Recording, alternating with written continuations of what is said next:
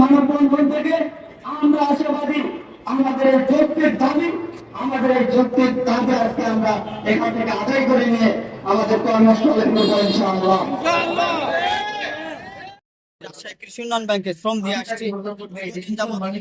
শাখায় আমরা 24 ঘন্টা শ্রম দিচ্ছি। নীতিমালা ছিল, এই নীতিমালা অনুযায়ী আমাদের যে তৈরি করা হয়েছিল, সরকার থেকে আমাদের যে টাকা দেওয়ার কথা ছিল, মূলত আমরা সেই বেতন না পেয়ে আমাদের মুক্তাসুর একটা 11,000 টাকা বেতন দেওয়া হয়, যেটা দিয়ে আসলে আমাদের সংসার চলে না। আমাদের আজকের এখান থেকে মূল দাবি হচ্ছে আউটসোর্সিং দাস প্রথা থেকে মুক্তি দিয়ে আউটসোর্সিং প্রথাকে বাতিল করে আমাদের আমরা যারা আউটসোর্সিং মজুরি ভিত্তিক কর্মচারী রয়েছে তাদেরকে বয়স শিথিল করে স্ব পদে চাকরি স্থায়ীকরণের এক দফা দাবি জানাচ্ছি।